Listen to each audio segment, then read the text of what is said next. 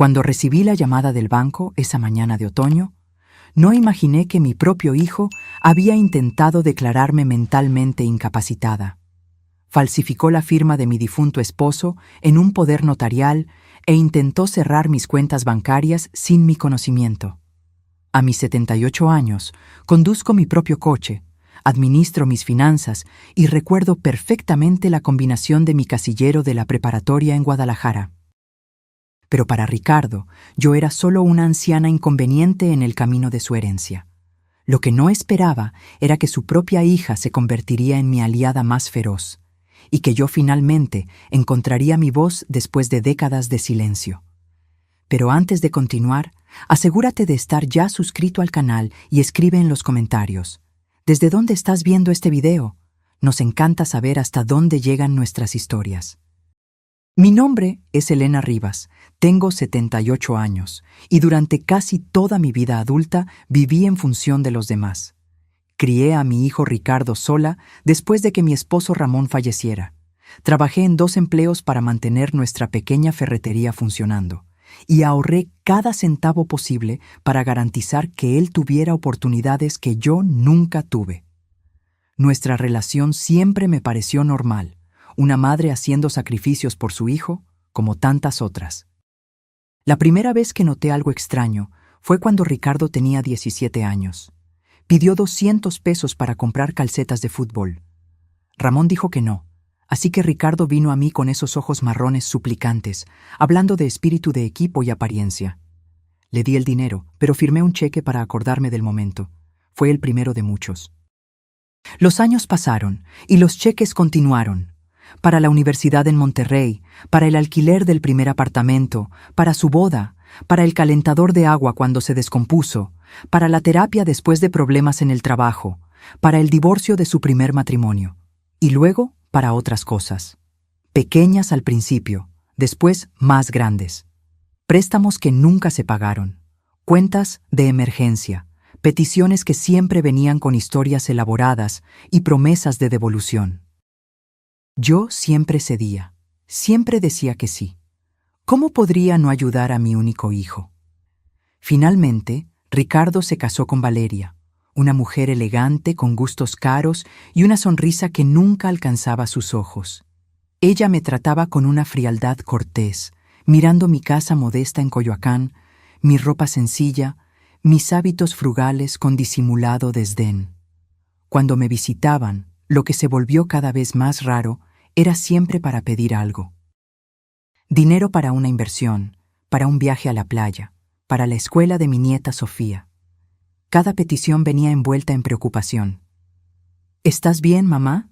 ¿Te ves cansada? ¿Estás pudiendo cuidar la casa sola? Yo no notaba el patrón. O tal vez no quería verlo. Fue una mañana común de martes que todo cambió. El teléfono sonó y era Miguel, un joven gerente del banco donde mantengo mi cuenta hace más de 4 décadas. Señora Rivas, dijo, su voz educada pero tensa, ¿podría venir a la sucursal hoy? Hay algo que necesitamos discutir personalmente. Cuando llegué, Miguel me condujo a una pequeña sala privada. Sus manos temblaban ligeramente cuando puso una carpeta en la mesa entre nosotros. Señora Rivas, no procesamos nada, comenzó, eligiendo las palabras con cuidado. Estábamos preocupados por el papeleo y por eso le pedí que viniera hoy. Abrió la carpeta y allí estaba, un poder notarial a mi nombre, solicitando la transferencia de todos mis activos a una cuenta conjunta administrada por Ricardo. Al final del documento, la firma falsificada de mi difunto esposo, Ramón, como testigo. Anexa, una carta médica que yo nunca había visto, declarando que sufría de demencia en etapa inicial y que ya no podría administrar mis propias finanzas. El aire se puso pesado, difícil de respirar. Miré esa firma falsa, tan diferente de la verdadera caligrafía de Ramón, y algo en mí se rompió, no en pedazos, sino como una presa cediendo después de décadas de presión. ¿Necesito firmar algo?, pregunté con calma. Miguel pareció sorprendido por mi compostura. Señora, para cancelar cualquier acceso, revocar autorizaciones anteriores, bloquear todo lo que él pueda pensar que tiene derecho. Abrió un cajón, sacó una carpeta con formularios y la deslizó por la mesa. Tomé el bolígrafo y firmé cada línea con una mano más firme de lo que esperaba. Cuando terminé, miré por la ventana. El tráfico fluía lentamente afuera, ajeno a la tormenta dentro de mí. «Usted no tiene que pasar por esto sola», dijo Miguel con dulzura. Le sonreí, no con amargura, sino con una extraña tranquilidad que comenzaba a envolverme. «No estoy sola. Tengo una nieta que me trae flores los martes. Y ahora tengo sus formularios».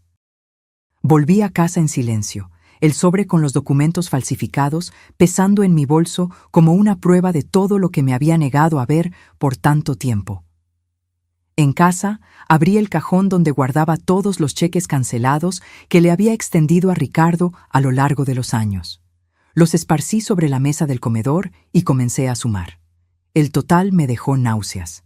$412,680. Casi $500,000 a lo largo de 20 años, sin contar las compras del supermercado, los viajes de cumpleaños, las tarjetas de gasolina, las cuentas médicas de mi nieta cuando Ricardo no pudo incluirla en el plan de salud. Mientras miraba esos papeles, el teléfono sonó. El nombre de Ricardo apareció en la pantalla. Dejé que sonara hasta que cayera al buzón de voz. Poco después recibí un mensaje. «Hola mamá, solo para saber cómo estás. Quería avisarte que dejé unos papeles en el banco la semana pasada. Por si pasa algo, ellos pueden llamarte. Nada del otro mundo, solo rutina. Llámame cuando puedas. Rutina». Así fue como llamó a aquello. Intentar quitarme mi dinero, mi nombre, mis derechos. Rutina. Respiré profundo y marqué otro número, uno que no usaba hace casi 5 años. Mi abogada, Claudia Pérez. La última vez que hablamos fue tras el fallecimiento de Ramón. Claudia al habla. «Soy Elena Rivas», dije, mi voz firme. «Necesito cambiar mi testamento». Ella no preguntó por qué, solo dijo, «Ven esta tarde, voy a liberar mi agenda». Cuando llegué a la oficina de Claudia, conté todo sin interrupciones. Ella escuchó atentamente, tomando notas ocasionales. Arqueó una ceja cuando mencioné los documentos falsificados. «¿Quiere presentar una denuncia?», preguntó ella. «No», respondí. «Aún no». Ella asintió. «Pero quiere revocar todo poder notarial anterior y removerlo del testamento. Y quiero constituir un fideicomiso para mi nieta, Sofía». El bolígrafo de Claudia se detuvo sobre la página. «¿Está segura?». «Estoy segura. Ella es la única que aún me llama porque quiere, no porque necesita algo». Pasamos la siguiente hora revisando documentos. Firmé cada uno sin dudar. Cuando terminé, salí de la oficina, me quedé en la acera y miré el cielo. El aire parecía diferente, más ligero, como si algo fundamental hubiera cambiado. Tomé mi celular, me desplacé hasta el nombre de Ricardo y lo bloqueé. Él pudo haber tenido todo. No mi dinero, sino mi confianza. Ahora no tenía una cosa ni la otra. El silencio después de bloquear el número de tu hijo no es paz. Es algo diferente. Un zumbido bajo el suelo que oyes cuando la nevera se cierra, cuando el grifo deja de gotear, cuando la casa entera respira hondo y se da cuenta de que ya no está esperando a nadie entrar. Esa noche no pude dormir. No por nerviosismo, sino por recuerdos. Me acosté en la cama con la lámpara encendida, mirando la misma grieta en el techo que Ramón siempre prometía arreglar. Ricardo era mi único hijo. Lo llevé durante un invierno tan riguroso que nuestra respiración se congelaba en las ventanas por dentro. Di a luz sin anestesia porque el hospital en Toluca estaba lleno. Trabajé en la caja con los puntos aún frescos solo para mantener nuestra tienda funcionando. Y él se reveló inteligente, encantador. Uno de esos chicos que venderían arena a un hombre ahogándose. Recuerdo la primera vez que me mintió. Una mentira tonta sobre una excursión de la escuela. Le creí porque quise creer. Fue ahí donde todo comenzó. Él descubrió que era más fácil obtener un préstamo de mi credulidad que dinero real. A la mañana siguiente, preparé un café y llamé al banco, no a la sucursal, sino a la central. Pedí hablar con el departamento de fraudes. Me transfirieron a un hombre llamado Javier, que tenía una voz que parecía haber lidiado con confusiones mucho mayores que la mía. Me gustaría reportar un intento de fraude financiero, dije. El nombre de la persona es Ricardo Rivas, mi hijo. Pude oír su respiración pausar ligeramente después de eso. Señora Rivas, dijo con cuidado, ¿ya se ha levantado un acta policial? Aún no. Estoy lidiando con esto en privado por ahora. Entiendo. Podemos agregar una alerta de fraude a su perfil y le recomiendo que se ponga en contacto con las agencias de crédito también. ¿Le gustaría ayuda con eso? Sí, y también me gustaría crear una restricción. Ninguna alteración en cualquier cuenta sin mi presencia personal con documento de identidad con foto, no una nota de alguien alegando que olvidé mi propio nombre. Javier estuvo de acuerdo, amable y profesional, sin condescendencia.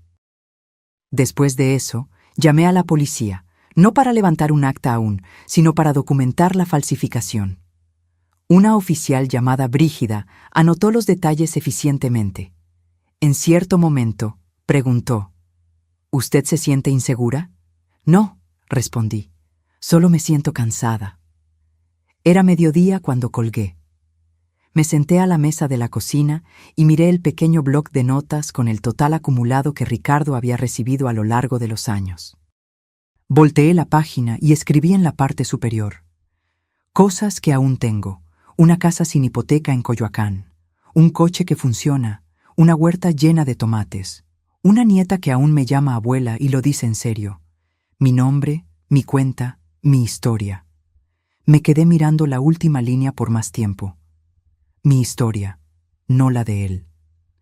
Ricardo siempre contaba una versión donde yo era la madre indefensa que no habría sobrevivido a la muerte de Ramón sin su orientación. Él se hacía el héroe en ambientes donde yo no estaba presente. Solía dejarlo pasar. Pero ahora importaba, porque cuando alguien intenta apagarte, es mejor asegurarte de que esa persona no va a escribir tu final. No me había dado cuenta de cuánto tiempo estuve en silencio hasta que Sofía llamó a mi puerta esa noche.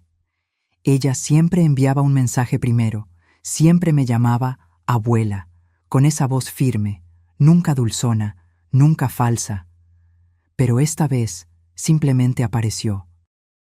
Oí su coche estacionar, aquel hatchback viejo con problemas en el escape. Cuando abrí la puerta, ella ya estaba subiendo los escalones del porche con una bolsa de compras en los brazos. Traje sopa, dijo, extendiéndola como una ofrenda de paz. Di un paso a un lado y dejé que entrara. La casa aún olía ligeramente a café y a la tinta de impresora de los formularios que yo había firmado. Sofía no dijo nada hasta que llegamos a la cocina. Soltó la bolsa, se quitó el abrigo y me miró con los mismos ojos cuyas lágrimas yo secaba cuando ella se raspaba las rodillas a los 4 años. «Papá está enloqueciendo», dijo ella. «Me llamó 5 veces hoy. Dijo que estás confundida, que estás exagerando, que tú...» Hizo una pausa. «Puedes estar teniendo un episodio de inicio tardío, sea lo que sea que eso signifique». Mezclé miel en mi té y puse la cuchara en la mesa con cuidado. ¿Él dijo eso? Ella asintió, mordiéndose el labio.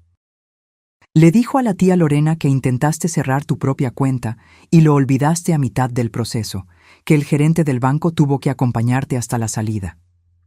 ¿Será que...? Sofía se inclinó hacia adelante. ¿Será que eso es verdad? La encaré. No. Ella soltó un suspiro lento y se recostó. Qué bien, porque no parecía tú. Y se lo dije. Dije, si la abuela olvidó algo, es porque está cansada de recordar por todo el mundo. Sonreí con eso, no porque fuera gracioso, sino porque era verdad. No estoy perdiendo la cabeza. Dije más para mí misma que para ella. Pero creo que finalmente dejé de perder la paciencia. Sofía extendió la mano sobre la mesa y tomó la mía. La de ella estaba cálida, ligeramente callosa por el trabajo en la librería. Ella no era el tipo de chica que usaba uñas de acrílico o publicaba selfies. Usaba chaquetas de segunda mano y se acordaba de cumpleaños sin necesitar recordatorios en Facebook. ¿Él realmente intentó cerrar tu cuenta? Falsificó el nombre de Ramón, dije. Llenó una carta diciendo que tengo demencia. Intentó llevarse todo. Sofía parecía destrozada. ¿Pero por qué? Siempre lo ayudaste. Tomé el bloc de notas del mostrador y lo volteé hacia la segunda página. $412,680. Sus ojos se abrieron. Abuela, esa es tu vida entera, asentí. Y aún no era suficiente. Nos quedamos en silencio por un tiempo. Afuera, el viento aumentaba, crujiendo las hojas secas en la acera. Un día de otoño de esos que te hacen sentir el paso del tiempo, no de manera triste, sino verdadera, como si la naturaleza nunca mintiera. ¿Qué vas a hacer?, preguntó finalmente. Ya lo hice, respondí. Él está bloqueado en mis cuentas. Los bancos señalaron su nombre. Los abogados redactaron el testamento de nuevo. ¿Y yo? Tú, dije, apretando su mano, tienes un fideicomiso ahora. No una fortuna, pero lo suficiente para la escuela, para el alquiler, para cualquier cosa que te dé libertad. Ella se quedó boquiabierta. Abuela, yo no vine aquí para... Lo sé, interrumpí gentilmente. Por eso es tuyo. Ella cubrió su rostro con las manos. Pude ver sus hombros temblando, no por codicia o culpa, sino por el reconocimiento de que alguien la había visto, elegido, creído en ella. Siempre tuviste la llave de esta casa, dije. Ahora tienes algo más. Sofía bajó las manos y me miró como si intentara memorizar mi rostro. Él se va a enfurecer. Espero que sí, dije con calma. Tal vez la furia sea lo suficientemente diferente a la sensación de derecho para despertarlo. Por primera vez en mucho tiempo sentí algo parecido a orgullo crecer dentro de mí. No por lo que había dado, sino por lo que finalmente había recuperado, mi voz. La carta llegó 2 días después. Sobre grueso, mi nombre escrito con esmero en el frente. Sin dirección de remitente. Conocía la letra de la nota adjunta antes incluso de abrirla. Ricardo nunca aprendió a escribir cursiva correctamente. Sus R siempre parecían abejas incompletas. Adentro, una carta de 3 páginas doblada con el tipo de precisión que intenta pasar por sinceridad. Me senté a la mesa de la cocina, la desdoblé cuidadosamente y comencé a leer. Querida mamá, siento mucho que las cosas hayan llegado a este punto. Creo que hubo un gran malentendido. Nunca quise lastimarte. El papeleo en el banco era solo una precaución. Te estás haciendo mayor y yo estaba intentando garantizar que todo estuviera en orden en caso de emergencia. No falsifiqué nada. Solo llené lo que el empleado me dijo. Tal vez otra persona se equivocó. La audacia en cada frase me golpeó como una bofetada fría. Una precaución. Usar el nombre de mi difunto esposo fue una precaución. Mentir al banco sobre mi salud mental fue un acto de amor. Continué leyendo. Ahora me doy cuenta de que tal vez debía haberme comunicado con más claridad. He estado bajo mucha presión últimamente.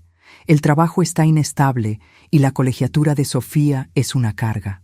Pensé que, si lograba administrar mejor las cosas, todos estaríamos mejor. Yo no quería que te enteraras así. Estaba intentando protegerte. Por favor, llámame. Estoy preocupado por ti. ¿Preocupado por mí? La última línea fue la peor de todas. Espero que puedas perdonarme. Vamos a sentarnos y hablar en familia. Doblé la carta lentamente, luego la rasgué a la mitad y después la rasgué varias veces hasta que los pedazos quedaron demasiado pequeños para cargar significado. Yo no necesitaba una reunión familiar. Yo necesitaba la verdad. Aquel mismo día, el banco confirmó la última etapa de la transferencia del fideicomiso. Claudia llamó para decir que el papeleo estaba finalizado, todo arreglado. Sofía sería notificada oficialmente dentro de una semana. «Usted lo hizo bien», dijo ella, «y lo hizo todo correctamente». Agradecí, colgué y me quedé mirando por la ventana por un largo tiempo. El arce de mi jardín finalmente se había puesto rojo. Octubre siempre hacía las cosas honestas, las despojaba hasta lo que realmente eran por debajo. Esa noche, Sofía apareció de nuevo. Esta vez no llamó, solo avisó desde el coche y dijo: «Estoy afuera. Compré víveres». Ella no mencionó el fideicomiso. No dijo una palabra sobre el dinero. Terminamos haciendo sándwiches de queso a la parrilla. Comimos en la cocina con la ventana abierta y escuchamos las hojas raspar la acera. A mitad de la comida ella dijo: «Papá está intentando hacerme sentir culpable». Asentí. «Dice que estoy eligiendo bandos». «¿Lo estás?» Ella me miró, límpida, inquebrantable. «No, estoy eligiendo la verdad. Hay una diferencia». Extendí la mano y toqué su muñeca. «Perfecto». Sofía se quedó en silencio por un tiempo. Luego dijo: «Me va a odiar». «No», dije. «Te va a culpar. Eso es diferente. El odio requiere esfuerzo. Él nunca trabajó tanto por nadie». Ella rió, afilada pero no amarga. «Estás más fría de lo que recordaba». «No», dije, «solo finalmente lo suficientemente caliente para mí». Esa noche, después de que se fue, me senté en la sala y tomé el álbum de fotos que no abría hace años. Allí estábamos nosotros, Ramón, Ricardo y yo, en una época diferente. Una época en que el amor no tenía libros de contabilidad, en que los abrazos no eran deudas. Mantuve el álbum abierto a mi lado mientras me adormecía en la silla. Quería acordarme de dónde habíamos comenzado, para nunca olvidar cuán lejos yo había llegado. La primera llamada vino a las 7:42 de la mañana siguiente. Reconocí el número, no el de Ricardo, sino el de su esposa, Valeria. No nos hablábamos hace más de un año. La última vez fue en Pascua, cuando dejó un pastel comprado en la tienda con una nota diciendo: «Estamos ocupados, los queremos». Apenas había subido los escalones. Su perfume permaneció por más tiempo que ella. Esta vez, ella no esperó el buzón de voz. «Elena, ¿hola?», dijo ella, con la voz entrecortada y rápida. «Creo que necesitamos hablar». Yo aún estaba en bata, sosteniendo una taza de té que se había enfriado. Fui hasta la ventana y miré la calle tranquila en Coyoacán. «¿Sobre qué?». Ella suspiró, del tipo teatral. «No quiero entrometerme en lo que sea que esté pasando entre tú y Ricardo, pero estás dificultando mucho las cosas». «No hice una sola llamada», dije. «Es él quien está haciendo el esfuerzo». Ella ignoró. «Sofía nos contó sobre el fideicomiso. ¿Crees que es justo ponerla contra su padre así? Ella es solo una niña». «Tiene 24 años», dije con calma. «Una niña emocionalmente». «Ella no está lista para asumir ese tipo de responsabilidad financiera, y eso pasa el mensaje equivocado». «¿Qué mensaje prefieres?», pregunté. «¿Que el robo es un valor familiar?». Hubo una pausa. «Sé que estás molesta», dijo Valeria con la voz fría. «Pero esto aún puede resolverse, en silencio. No tienes que involucrar abogados. Si pudieras sentarte con Ricardo». Me senté, interrumpí. En mi mente, me senté con todas las versiones de él que ya conocí. El niño que lloró cuando su pececito de colores murió. El adolescente que mintió sobre haber reprobado química. El hombre que me pidió dinero por debajo del agua porque su orgullo no podía aceptar un empleo de verdad. Y yo decidí que esa versión ya se acabó. Siempre tuviste una inclinación por el drama. «No», dije. Finalmente dejé de tener miedo del silencio. Ella intentó una vez más.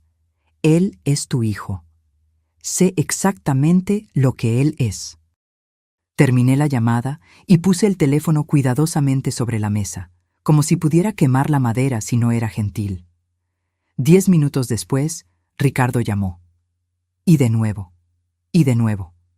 No atendí. A las 11 conduje hasta el centro comunitario en San Ángel, no para participar en nada, solo para sentarme. Lo habían remodelado hacía algunos años, agregando ventanas altas y pisos pulidos. Todo olía ligeramente a limpiador de limón. Me senté en un banco afuera de la sala de la biblioteca y observé a dos señoras jugando cartas al otro lado del pasillo. Una de ellas usaba una sudadera que decía «Despreocupada desde el 53». Sonreí involuntariamente.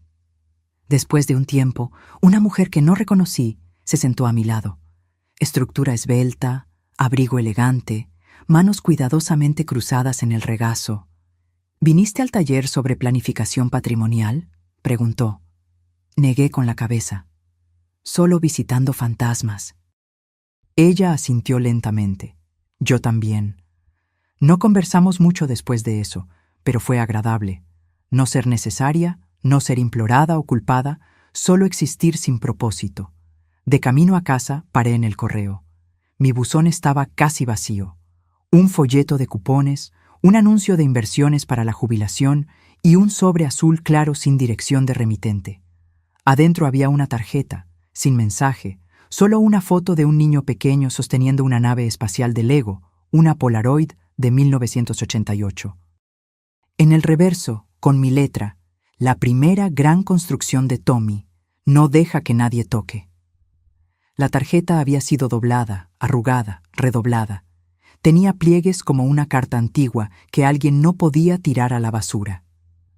Conduje a casa con la tarjeta en el asiento del pasajero, mirándola como si pudiera explicar algo, pero no explicaba.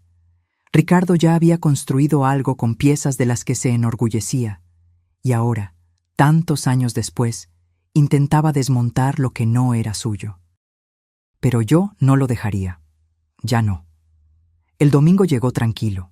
El tipo de silencio que solía significar algo en esta ciudad. Campanas de iglesia, café lento, vecinos en sus jardines. Ahora solo significaba ninguna llamada de números desconocidos y una excusa menos para ignorar el silencio. Llevé mi té al porche. El aire tenía ese toque frío que octubre trae cuando quiere acordarse de lo que está por venir. Apreté el chal con más fuerza alrededor de mis hombros y observé el mundo despertar lentamente.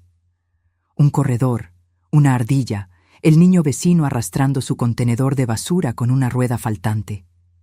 Y entonces, un coche que reconocí, el de Ricardo. No el Corolla oxidado que solía conducir. No, este era el modelo más nuevo, elegante, gris, con el plan de pago que yo probablemente financié. Él no estacionó. Se quedó parado. Luego salió, alisó el saco y subió los escalones con esa calma lenta y practicada que usaba en reuniones. Esa que decía, «Ya decidí cómo termina esta conversación». No me moví. Él se detuvo a medio metro de mí, con las manos en los bolsillos del abrigo. «Mamá, no devuelves mis llamadas». «No». Él asintió como si yo hubiera confirmado algo. Quería hablar personalmente. Tomé un sorbo de mi té. «Sé que las cosas fueron malinterpretadas», dijo él. «Falsificaste una carta». Él apretó los dientes. «No es así como yo lo describiría». Alcé las cejas. «Pensé que teníamos un acuerdo», continuó él, «que yo ayudaría a administrar tus negocios. No te estás volviendo precisamente más joven». Lo miré, parado allí como un hombre que cree que la edad es un argumento. ¿Crees que viví 78 años solo para olvidar quién soy? Mamá, por favor, no lo hagas más difícil de lo que ya es. No, dije con calma. Tú ya lo hiciste difícil. Me cansé de fingir que no lo es. Él se movió.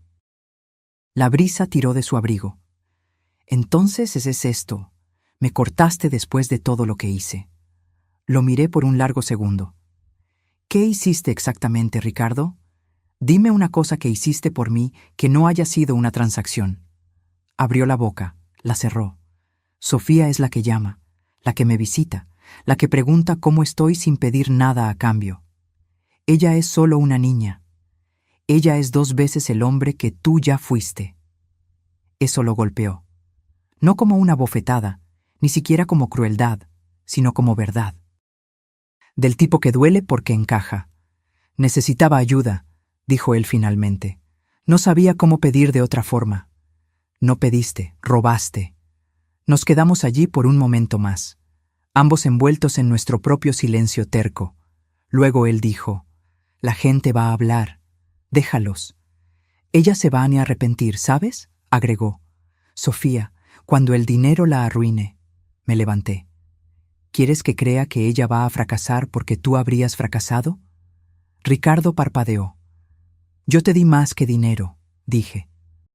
«Te di tiempo, refugio, perdón. Tú transformaste todo eso en una herramienta de palanca y lo perdiste». Él miró al suelo. «¿Entonces, vas a desechar a tu propio hijo?». «No», dije.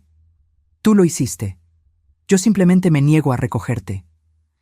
Y con eso me di la vuelta y entré. No golpeé la puerta.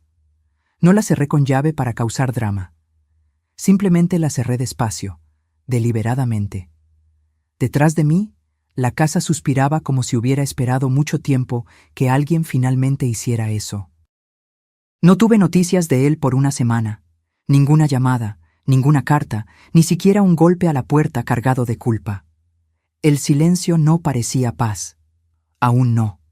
Parecía la expectativa de algo, como la calma antes de una elección importante. Pero entonces llegó el email. El asunto era corto. Solicitud de mediación. La remitente, Valeria Rivas. Ella lo había escrito como una carta comercial, formal, puntuada, con mayúsculas donde antes moraban las emociones. «Estimada Elena, Ricardo y yo creemos que sería del interés de todos una discusión mediada. Hay varios malentendidos y complicaciones jurídicas que necesitan ser resueltos antes de que esta situación se vuelva innecesariamente pública o se agrave. Estamos dispuestos a encontrarnos en un lugar neutral.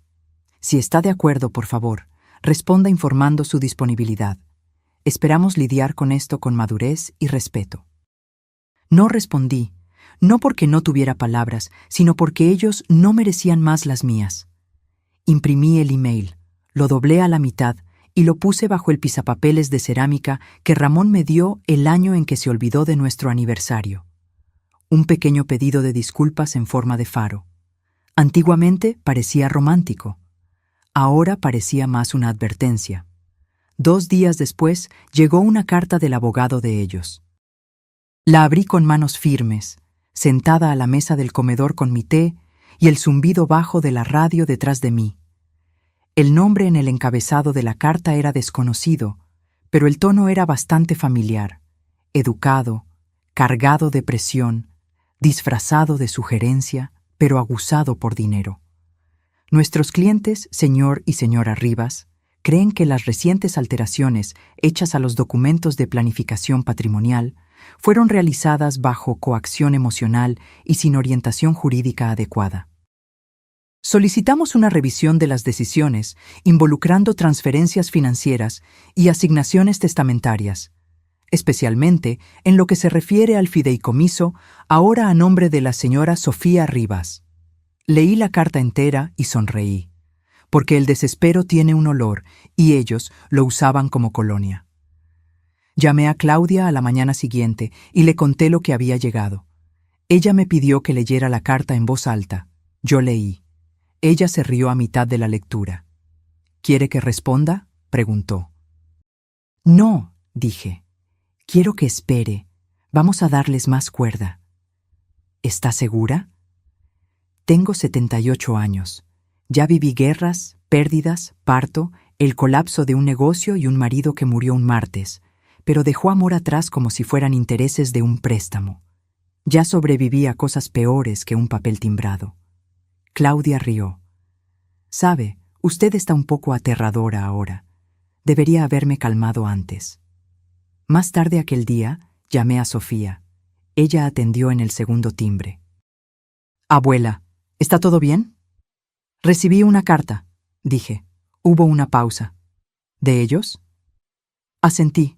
Luego recordé que ella no podía verme. «Sí, quieren mediación. Valeria escribió primero, después el abogado». Sofía no dijo nada por un momento. Cuando finalmente habló, su voz era baja.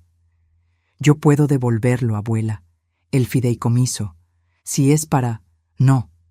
Pero si ellos... No, dije de nuevo. Tú no vas a devolver lo que no fue robado. Tú no pediste por eso. Yo te lo di. Eso importa. No quiero empeorar las cosas. No lo estás, dije. Fuiste tú quien mejoró las cosas.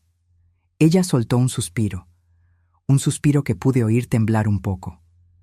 Probablemente irán tras de ti a continuación, agregué. Culpa, amenazas, cenas familiares con silencio y miradas pesadas. Solo sabe que confío en ti. No voy a desistir, dijo ella. Lo prometo. Lo sé. Esa noche me senté en la sala de estar con la lámpara baja y la carta a mi lado.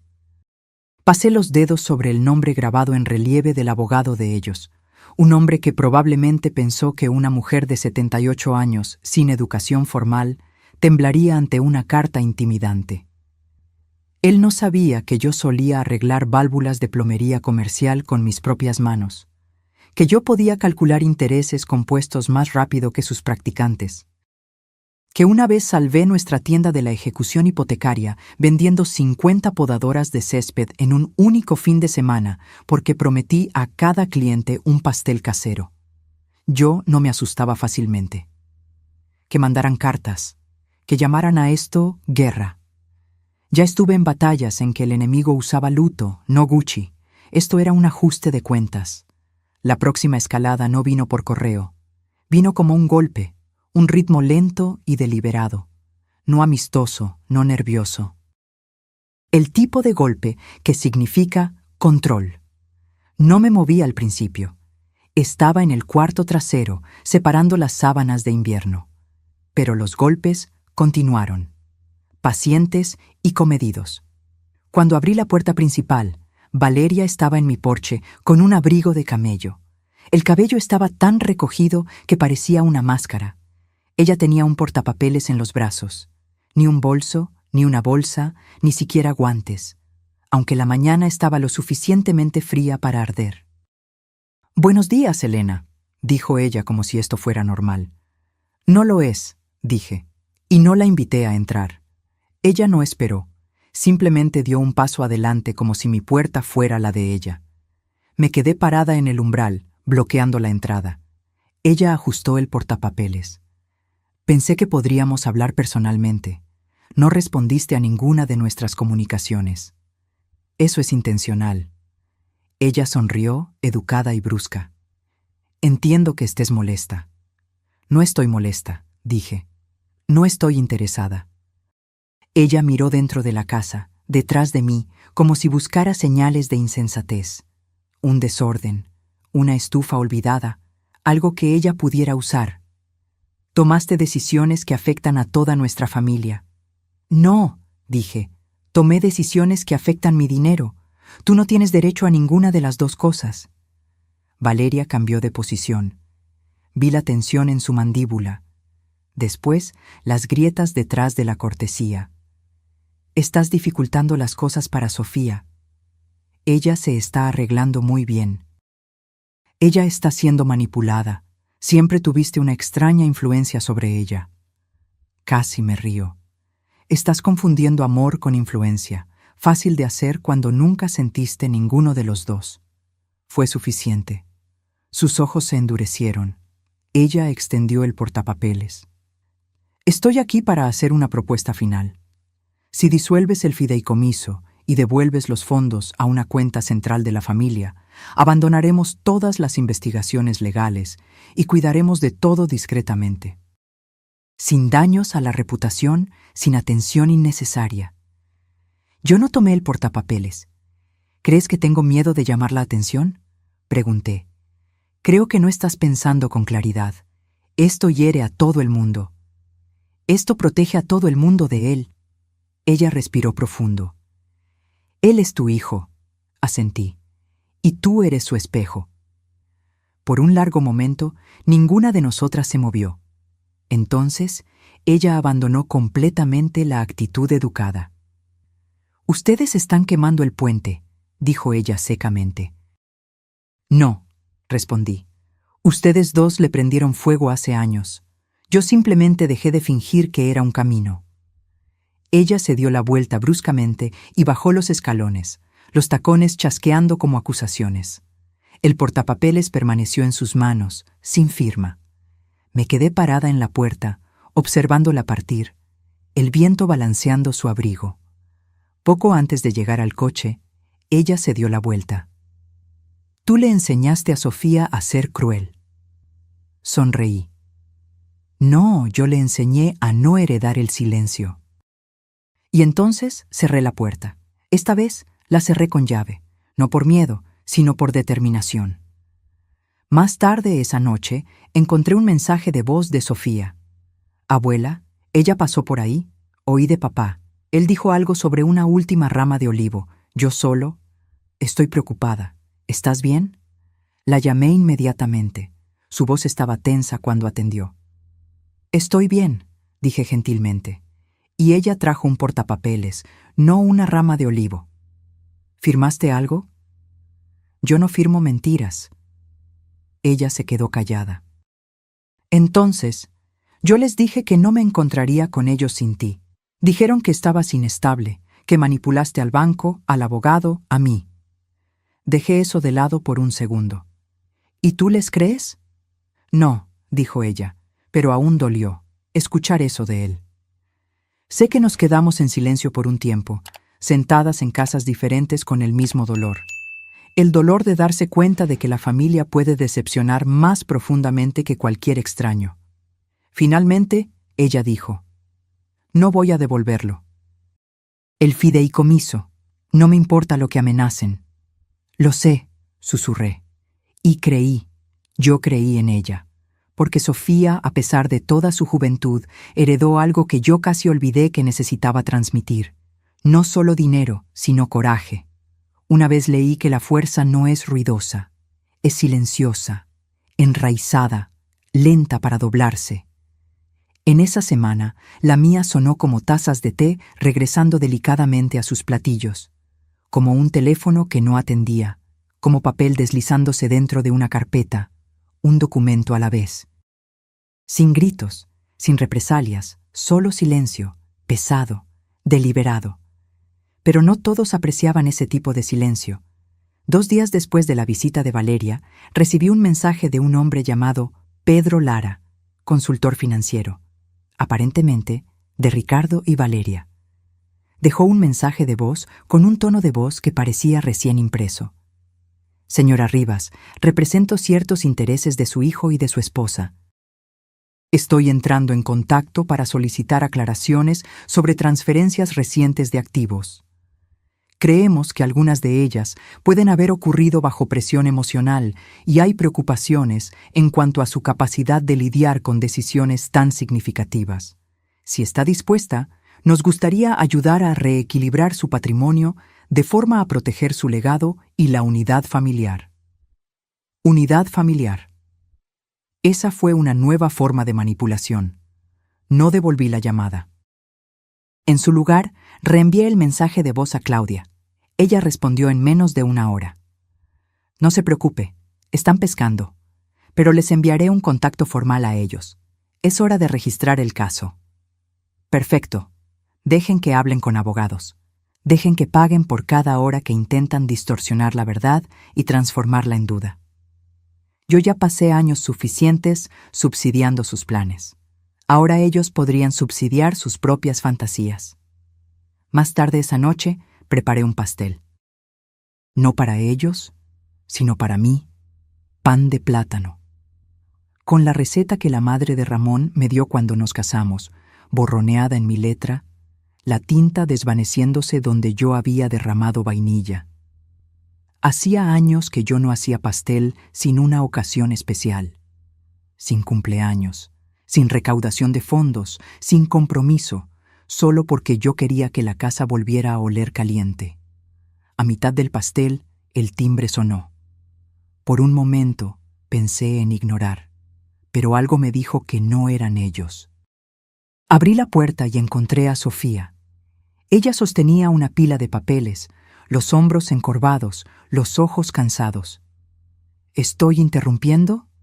«Solo el pan», dije. «Entra». Nos sentamos en la cocina, el horno zumbando detrás de nosotras.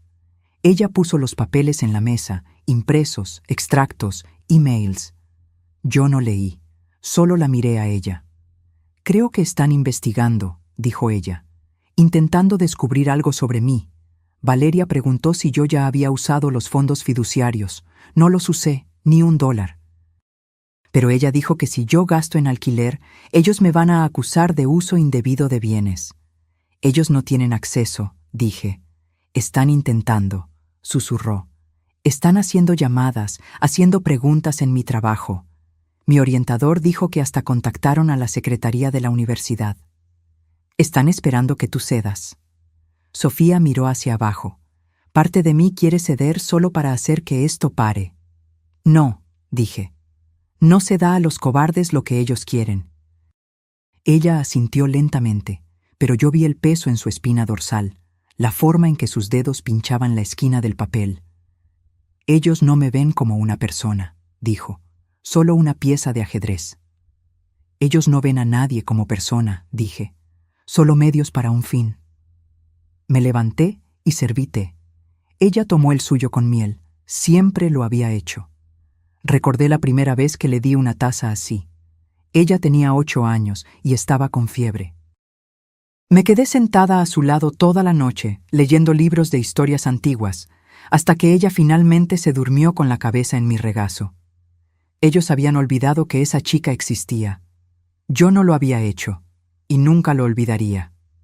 Cuando el pan de plátano estuvo listo, comimos 2 rebanadas cada una, calientitas. Sin platos, solo servilletas y manos. No hablamos más sobre dinero después de eso, ni sobre leyes, ni sobre tácticas. Solo hablamos sobre libros. Lo que ella estaba leyendo, lo que yo pretendía leer. Aquellos que Ramón nunca más devolvió a la biblioteca. Cuando ella se fue, me abrazó fuerte y susurró: «Estoy orgullosa de ti». Las palabras penetraron en mí como agua en la tierra seca. Después de que ella se fue, me quedé parada en la puerta por un largo tiempo, sosteniendo mi chal cerrado, observando la noche. Mi hijo estaba en algún lugar allá afuera, furioso, arrogante, conspirando. Pero aquí adentro solo había paz y pan de plátano. Pensé que ellos se echarían atrás, que después de la carta del abogado, después del silencio, después de la puerta por la que Valeria se alejó, ellos perderían el aliento, el coraje.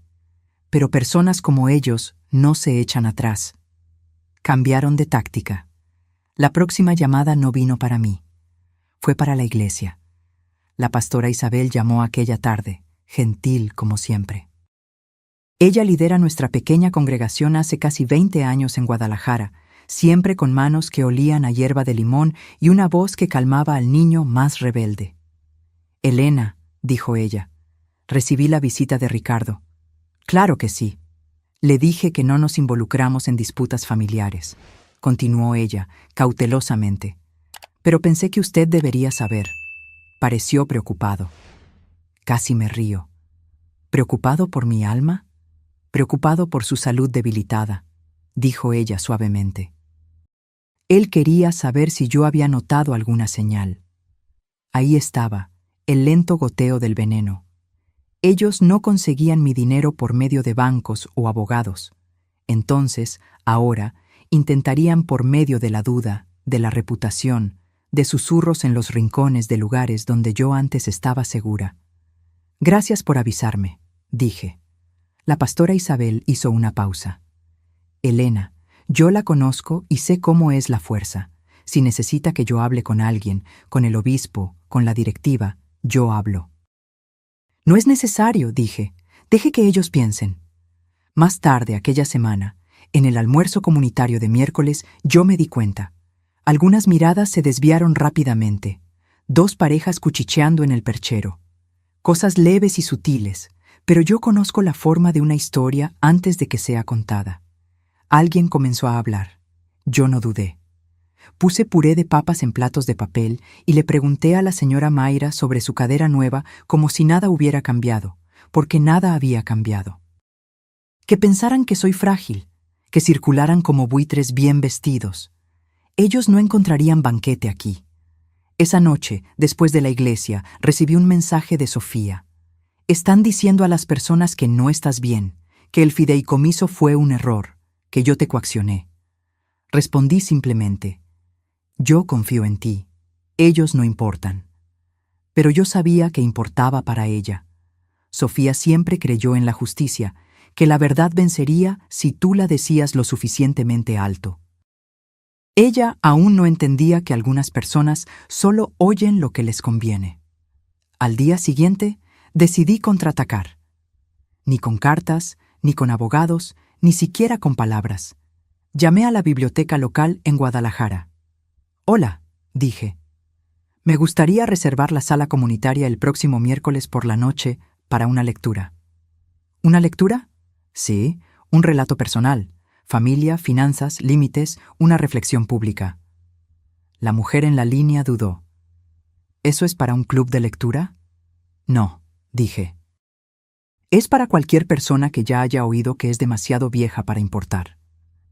Ella reservó la sala. Hice 20 folletos en mi impresora doméstica, blanco y negro simple. Miércoles, 7 p.m. Elena Rivas. Una relectura tranquila y gratuita para todos. Dejé 5 en la cafetería, 2 en la florería. Le entregué uno a la pastora Isabel. ¿Es esto lo que estoy pensando?, preguntó ella. Sonreí. Sin venganza, solo la verdad, porque yo no iba a susurrar. Ya no. Intentaron ahogarme en el silencio, usar mi edad, mi dolor, mi soledad como arma, que vinieran a esa biblioteca a la semana siguiente, que se sentaran en sillas y fingieran no moverse. Yo contaría mi historia, y esta vez ellos tendrían que escuchar. Las sillas plegables ya estaban medio ocupadas cuando llegué. Me sorprendió, no solo por la cantidad de personas, sino también por los tipos, mujeres de la iglesia, un hombre de la ferretería que yo no veía hace una década. 2 muchachas que no reconocí sosteniendo cuadernos en el regazo, y allá atrás, cerca de la salida, de brazos cruzados y postura rígida, estaba Valeria. No Ricardo. Claro que no Ricardo. Él la había enviado a ella, como siempre, como portavoz, como escudo, como máscara. Caminé hasta el frente de la sala con mis notas en una mano y un termo de té en la otra. Yo no estaba nerviosa. Ese sentimiento ya había pasado hace mucho tiempo. En algún momento, entre la primera traición de él y mi último perdón. No era una puesta en escena, era una declaración. La pastora Isabel se sentó en la primera fila. Sofía entró silenciosamente y se sentó a su lado. Encontré su mirada y asentí una vez. Ella no sonrió. Parecía seria, preparada. Gracias a todos por venir, comencé, parándome detrás del pequeño podio. Sin micrófono, sin amplificación, solo yo. Mi nombre es Elena Rivas. Vivo en esta ciudad desde los 21 años.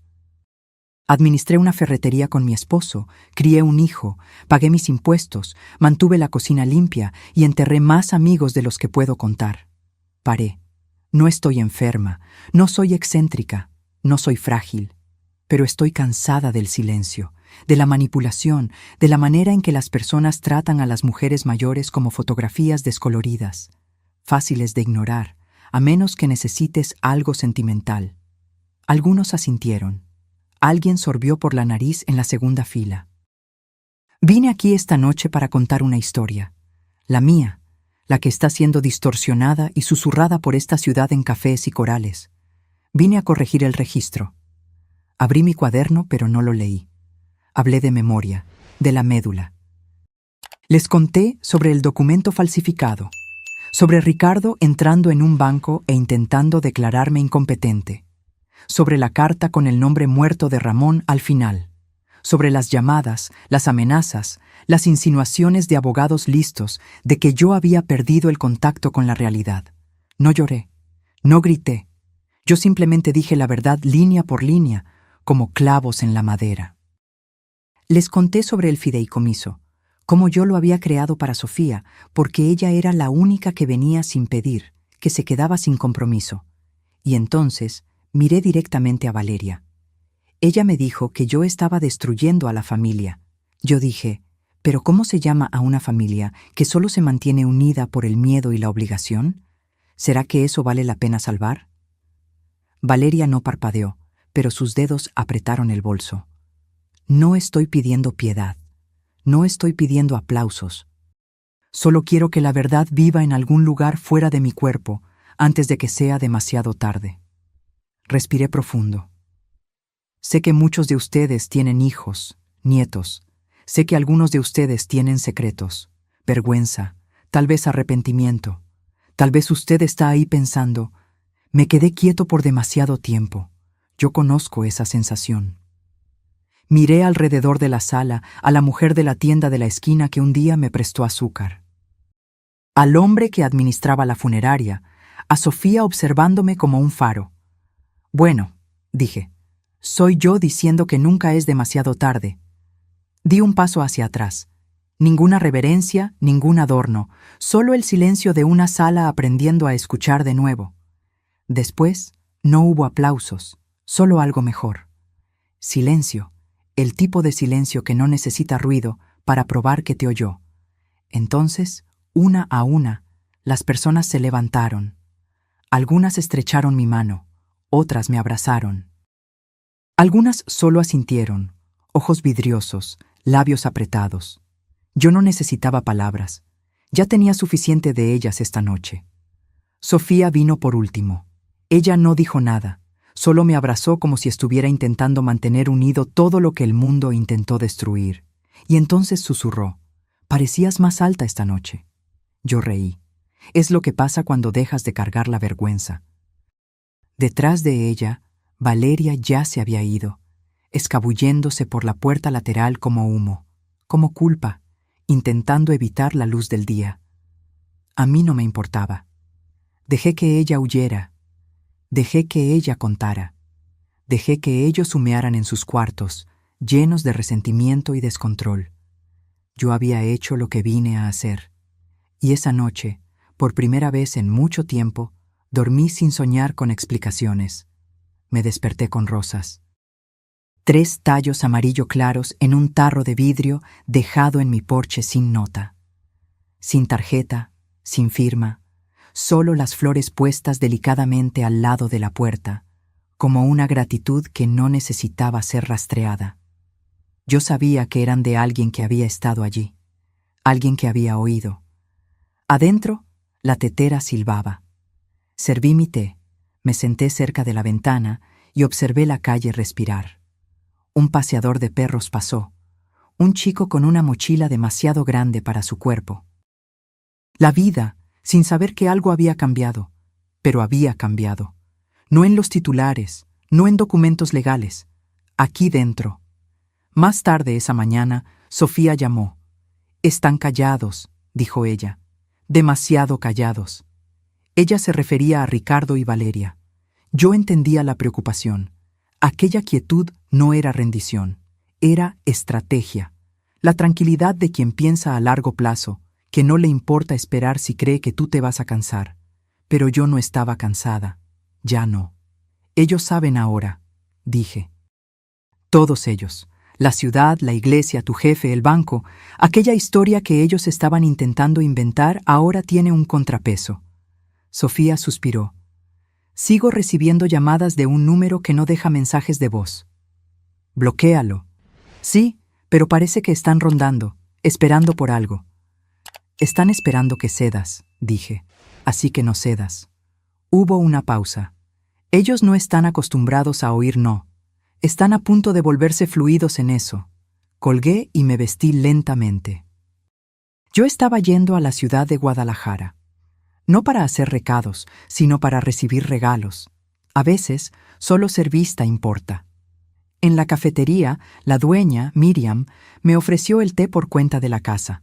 Ella no dijo el motivo, y yo no pregunté. Una solidaridad silenciosa se instaló entre nosotras.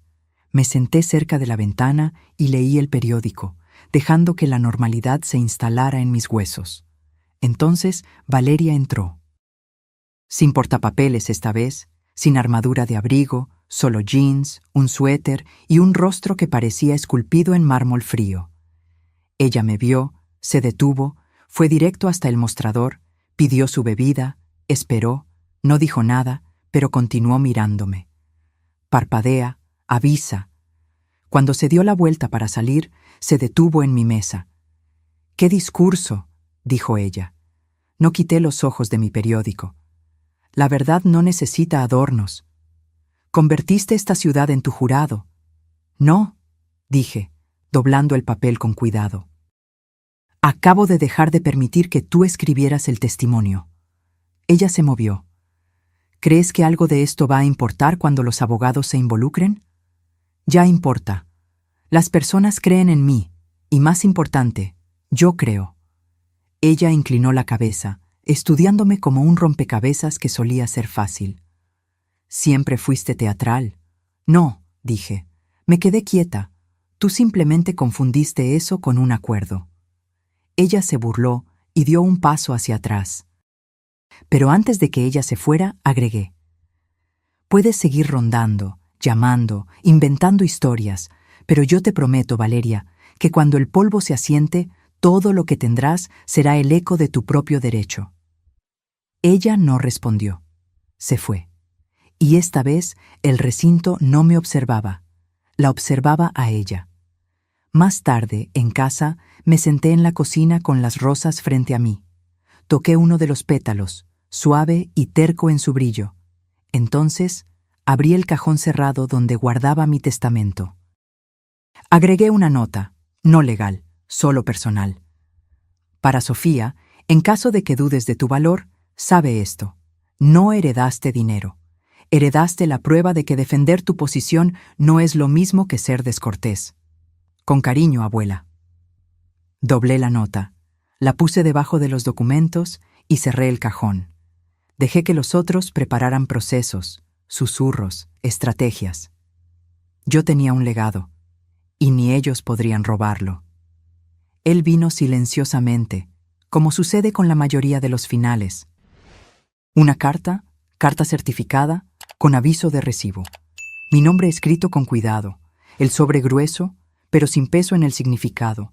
El remitente, Ricardo Rivas, Pérez y Asociados. Claudia llamó antes de que yo abriera. «No es un proceso», dijo ella. «Es una oferta de acuerdo». Claro que lo era. Ellos probaron la ciudad, me probaron a Sofía, no encontraron ninguna falla. Entonces ahora hacían lo que todas las personas arrogantes hacen cuando el poder se les escapa por entre los dedos. Ofrecen un acuerdo que parece misericordia. Abrí la carta con un cuchillo de mantequilla y la desdoblé sobre la mesa de la cocina como una reliquia. Para Elena Rivas, con el objetivo de preservar lo que resta de la dignidad de nuestra familia y evitar mayores bochornos públicos, proponemos lo siguiente. Usted acepta disolver el fideicomiso a nombre de Sofía y restablecer la distribución financiera anterior, según lo previsto en su plan patrimonial de 2019. A cambio, aceptamos cesar todas las objeciones legales y de reputación y abstenernos de cualquier acción o contacto adicional. Esta es una oferta única. Por favor, considere el impacto sobre su nieta y la unión a largo plazo de nuestra familia. Con todo respeto, Ricardo y Valeria Rivas.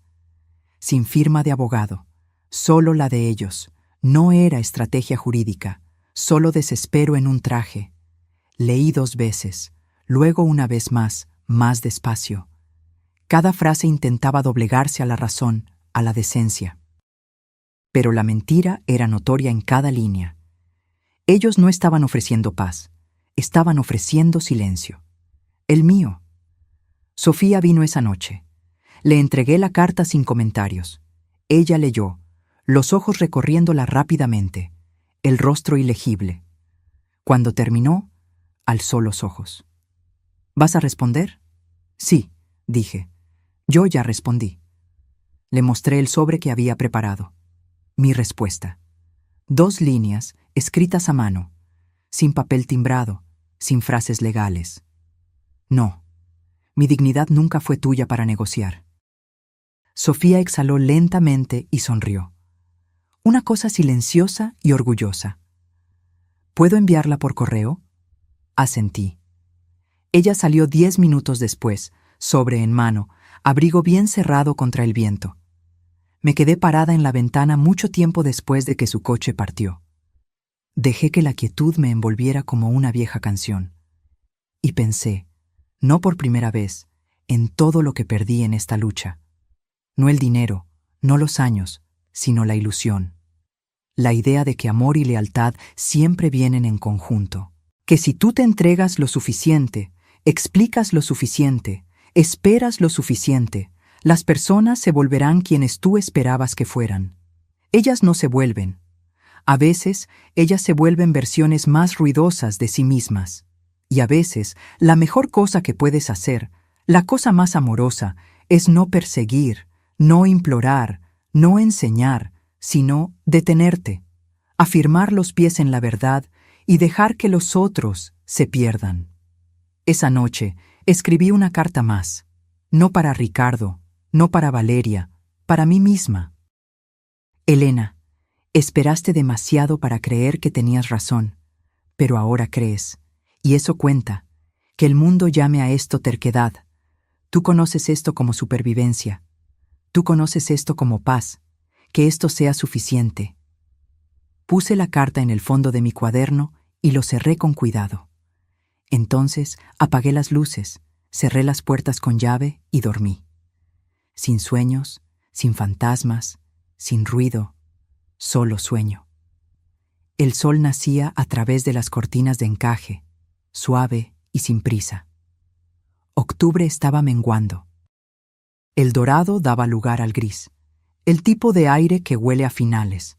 Me levanté despacio, sin prisa, sin teléfono que mirar, sin carta que esperar. El buzón estaba vacío hace días. El silencio ahora parecía merecido, como un cuarto aireado después de años de aire viciado.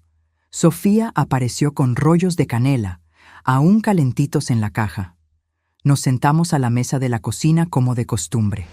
La radio murmuraba canciones antiguas cuyas letras ambas fingíamos no saber. Ellos se quedaron silenciosos, dijo ella entre mordidas. Ellos van a continuar así, respondí. Ella asintió. Papá me excluyó de la lista de amigos. Borró fotos antiguas también. Me encogí de hombros. Deja que él borre. Aún tenemos memoria. Ella sonrió, pero era una sonrisa cansada. No la sonrisa de una niña. La de una mujer. El tipo de sonrisa que aprendió que algunas personas no vuelven, y eso no siempre es una tragedia. La miré y la miré de verdad. Ella no cargaba solo mi sangre. Ella cargaba mi lección. Ella no pidió poder. Ella no exigió herencia. Pero cuando le fue ofrecida la oportunidad de presentarse, de asumir la verdad y mantenerla firme, ella lo hizo sin temblar, sin disculparse. Eso es legado. No propiedad, no bienes, no nombres en escrituras, sino coraje. Antes de partir, ella preguntó, ¿te arrepientes de algo? Pensé en eso por un momento y luego negué con la cabeza. No, dije, pero me arrepiento de haber esperado tanto para dejar de disculparme. Sofía se inclinó y besó la parte superior de mi cabeza. Te amo, dijo ella. Lo sé, respondí. Ella salió a la mañana, aún con un olor a canela en el aire. La observé alejarse y sentí algo cambiar. No un fin, sino un acuerdo, como polvo finalmente eligiendo el suelo. Esa tarde escribí una última cosa, solo una línea corta en la última página de mi cuaderno. Que el silencio que escogiste sea la paz que nunca te dieron. Cerré el cuaderno y lo puse en el cajón de arriba junto con el resto. El testamento, el fideicomiso, los documentos que un día intentaron quitarme. Todo aún está aquí, todo aún es mío. Me levanté, preparé una taza de té y me senté cerca de la ventana. El arce en el jardín ya había perdido la mayor parte de las hojas. Restaban solo algunas, pero las que restaban se sujetaban con sinceridad, así como yo. Un año pasó desde aquel miércoles en la biblioteca. Las estaciones cambiaron, personas vinieron y se fueron. Ricardo y Valeria se mudaron a otro estado. Lo supe por casualidad, a través de una conocida que los vio cargando muebles a un camión de mudanza. No pregunté para dónde iban, no importaba. Alguna ciudad distante donde pudieran comenzar de nuevo, contar una historia diferente sobre quiénes eran. Sofía terminó su maestría y consiguió un empleo en una editora en la ciudad vecina. Ella usa parte del fideicomiso para pagar un apartamento pequeño, pero acogedor, y el resto permanece intacto, creciendo lentamente, como yo esperaba. No es una fortuna, pero es lo suficiente para darle espacio para respirar, para no necesitar decir sí cuando debería decir no. Los martes, ella aún me trae flores. No porque deba, sino porque quiere. Mi casa permanece la misma, aunque hice algunos cambios. Pinté la cocina de amarillo, algo que Ramón siempre prometió hacer pero nunca tuvo tiempo. Planté nuevas orquídeas en el jardín, variedades más osadas que florecen en colores sorprendentes. Comencé a enseñar una clase de memorias en la biblioteca local, donde personas de todas las edades vienen a compartir sus historias. Claudia me llamó la semana pasada para decir que los fondos fiduciarios están seguros, blindados contra cualquier intento futuro de objeción. «Usted ganó», dijo ella, una sonrisa audible en su voz. Pero yo sabía que no se trataba de ganar. Se trataba de dejar de perder, dejar de entregar pedazos de mí misma con cada cheque, cada disculpa, cada silencio forzado. Ayer recibí una tarjeta postal, sin remitente, solo mi nombre y dirección escritos con aquellas R que parecen abejas inacabadas. En el reverso, solo 2 palabras: lo siento. No sé si fue un acto de contrición genuina o solo un intento más de manipulación. No importa. Puse la tarjeta en el mismo cajón donde guardo el testamento. No como una invitación para reconciliación, sino como recordatorio de que algunas palabras llegan demasiado tarde para ser respuestas, pero tal vez demasiado temprano para ser descartadas completamente. Esta mañana, mientras tomaba mi té en el porche, noté que el arce finalmente comenzó a brotar de nuevo. Pequeñas hojas verdes, delicadas contra las ramas que parecían tan desnudas y expuestas durante el invierno. Tengo 79 años ahora. Aún conduzco mi propio coche, aún administro mis cuentas, aún me acuerdo de la combinación de mi casillero de la escuela. Aún cargo conmigo las cicatrices de la traición de mi hijo, pero no como una carga, como un mapa que me mostró un camino diferente. No un camino de perdón ciego o amor incondicional, sino un camino de amor propio, de límites, de verdad. A veces, en los momentos más tranquilos, pienso en Ramón, en lo que él diría si pudiera ver cómo todo se desenvolvió. Imagino que él estaría orgulloso, no porque yo defendí el dinero que él dejó, sino porque finalmente aprendí a defenderme a mí misma. Y si hay un legado que espero dejar, no solo para Sofía, sino para cualquier persona que haya oído mi historia, es este: el silencio que usted escoge debe ser suyo, no algo que le fue impuesto, no algo que usted soporta por miedo o culpa, sino una paz que usted conquistó.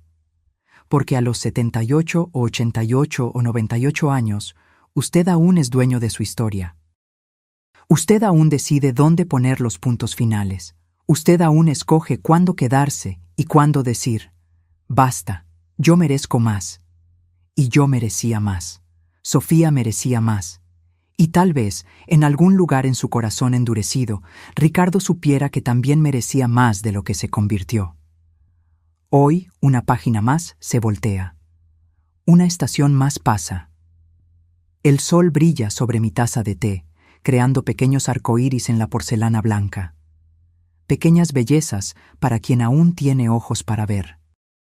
A mis 79 años, estoy finalmente aprendiendo a vivir sin pedir disculpas por ocupar espacio, sin susurrar cuando debería hablar, sin doblarme cuando debería quedarme erguida. Es una lección que llegó tarde, pero no demasiado tarde. Nunca es demasiado tarde para encontrar tu voz. Ahora, si te gustó esta historia, dale clic a este próximo video que está apareciendo en la pantalla, porque en él hay una historia de traición y revuelta como nunca viste antes.